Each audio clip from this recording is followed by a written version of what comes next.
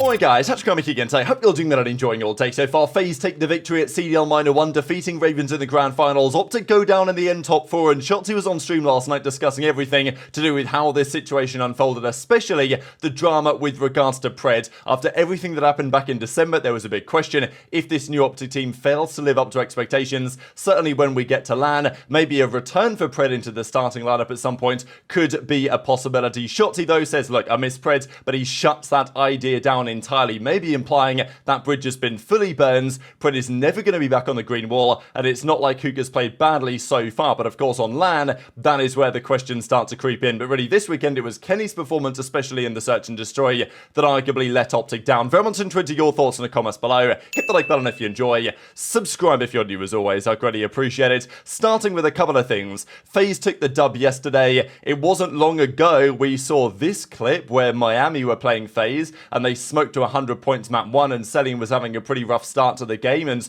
you know the guys were talking about this is maybe the worst I've ever seen Cellium look as a player. Wasn't many months ago that he was dropping a 1.4 whatever it was in the Esports World Cup tournament and winning FaZe the entire thing, playing at some insane pace. I think the concern, not concern exactly, but the question always for FaZe is with Cellium, how does his pace work with the rest of the team? Because we know that Cellium can play faster. He's done it before. He's used the MP5, for example, back in Modern Warfare 19 and was a really pretty fast-paced player at times. I've seen him play faster here in the grand finals yesterday, back at the Esports World Cup, and people are wondering, like, why does Cellium just play like a rat the other times when he could just play a bit quicker and be an absolute, you know, stud on the map, I guess. I guess the question sometimes is, though, that if Cell plays faster, how does that affect the rest of the team? What does that mean for Drazah, for Simp and aBeZy? But maybe FaZe have figured out a way to make it work. I also thought that in yesterday's, you know, the listenings we heard yesterday, I thought were pretty impressive from FaZe compared to how I usually criticize their communication a fair bit. I feel like they've made a lot of progress over the last several days, especially because they've been grinding a lot, maybe compared to some of the other teams. As Drazah says, GG's Carolina, 1-3-1, champs of Minor 1, my teammates were insane, I hate tournaments, hashtag FaZe up. So, you know, sarcastic comment, right? Because this weekend's was a tournament. It wasn't maybe the most serious tournament ever. It was a single limb online tourney, but, you know, people are going to say, if this tournament doesn't count, then the homestands back in MW19 don't count. I personally don't think you can count them and not this. It's a little bit interesting. I know that that season there was nothing else to be played, but in MW19 there were 8-team homestands, or whatever they used to call them, tournaments, home series or something like that. So there were only 8 teams there. It was online, double elimination group stage, and then the bracket play from 4 to 1 was just like single elimination, I'm pretty sure. And those were online tournaments. There wasn't even the full 12 teams there, and you know, we count those on Scump's Lion Man card and, you know, Crim6's Lion Man card. Those count as chips. So if they're going to count as a chip, you know, this is similar, but then again, it is called a minor within the context of qualifying for Major 1, although it actually doesn't have anything to do with qualifying for Major 1. It is only CDL points towards champs qualification and some prize money. So I'm still not exactly sure where I stand on this debate, but I think the point is that tournament play is more fun to watch. I know that for many fans, they'll come out of this weekend thinking, and totally understandably so, at the end of the day, that was just some more online COD. Did it feel that much different to league matches? To me, it did. When there's a prize on the line, there's something to be earned. I think it's a better, entertaining product on the weekend to watch. I think there was more interesting COD this weekend than there would have been otherwise if it was normal qualifiers. My argument might be, why don't we just do this every weekend?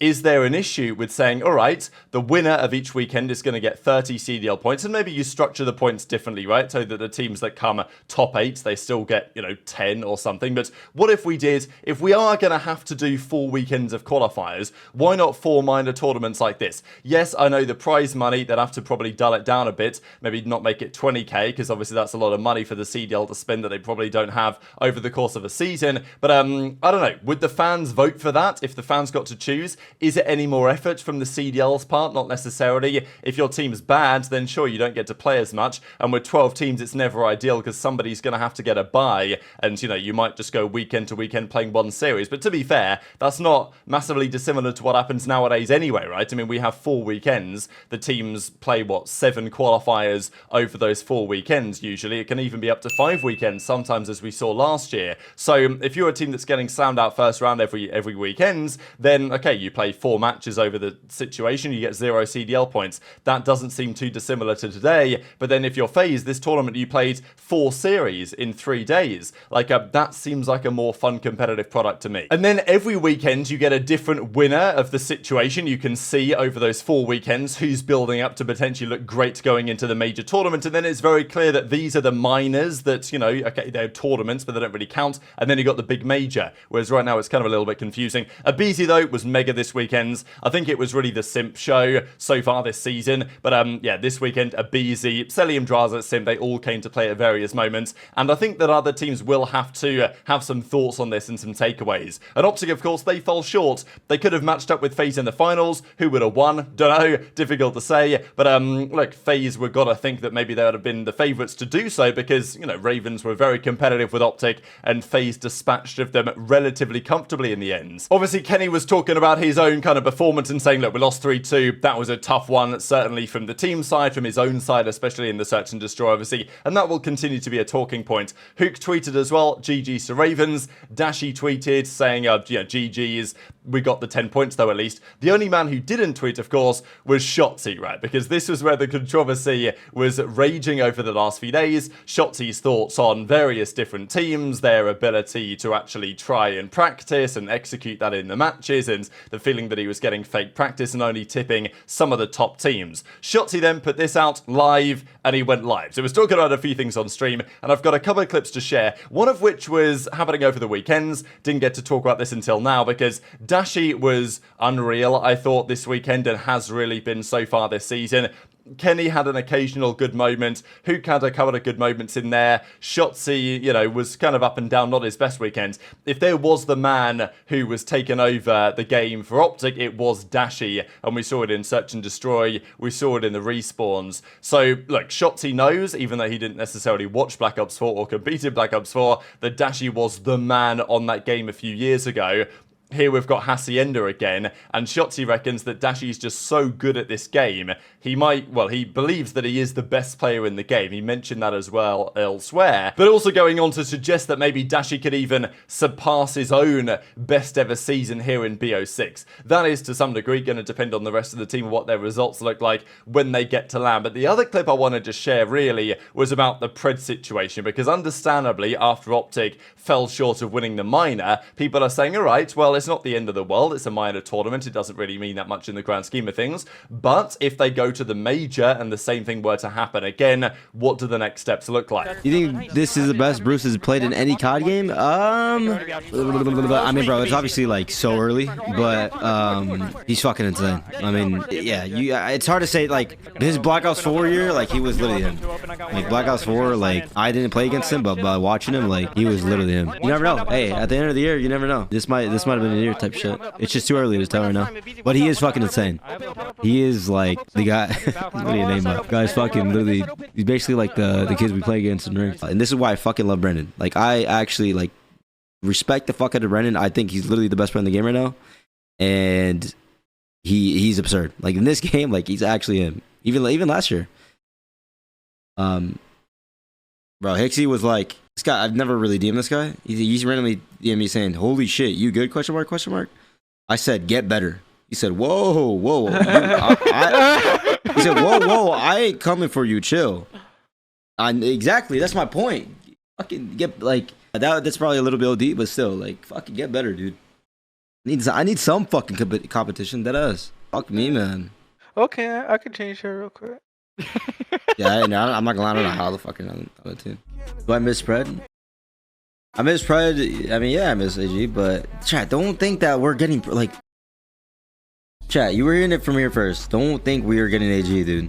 Fucking idiots. So Pred's now been out of the team for some time. Huke's been playing, I think, respectable Call of Duty so far. You've also got to recognize, until they lost the search and destroys to Ravens, this obviously yesterday, right? Until they lost the Hacienda, they lost the Game 5 to Ravens as well in the Protocol, they'd not lost a search and destroy with Huke. They were 7-0, I think. They were on a 7-win streak anyway in search and destroy with Huke on the team. They came up against a Ravens team, a very disciplined search and destroy team that you know, with two of the best and most consistent search and destroy players ever in Slasher and TJ. So, look, OpTic losing in the manner that they did, Game 5 to Ravens, losing 2 search and destroys, not something that they should be too disheartened about. It's, you know, it's the type of thing that can happen. They'll obviously look back at some of the mistakes they made, but I do think with Huke, their search and destroy in general has been particularly good, and Huke just as a player has certainly held his own so far. He's not been spectacular, right? We know that he gets on very well with Shotzzy. That's a duo that I'm sure Shotzzy would like to keep around because they get along well, they understand what each other are going to do on the map and stuff like this. But of course the question has always been and will continue to be, what will Huke look like when we get to LAN? It's always been a question of his. Can he translate the online performances into a LAN environment? Not really the case when he was on OpTic most previously, but Kenny will be better on LAN. So I made the point on Dope Check a couple of weeks ago that as far as I'm concerned, OpTic should be quite similar on LAN to online. Kenny, I think, will be better. Huke will probably be a little bit worse. And Dashy and Shotzzy, I don't think it's going to make too much difference for. So that's a question. And if that's true, and they come, let's say, top 4, top 3, or whatever, when we get to LAN at the end of the month in Madrid, then what does that show? They're the reigning world champions. It's not a terrible result, but there was obviously a theory that if Huke goes to LAN and doesn't deliver, maybe they look to get Preds back, because Pred, when he was on stream, he said, look, yes, I'm taking some time away to deal with some personal issues I've got going on.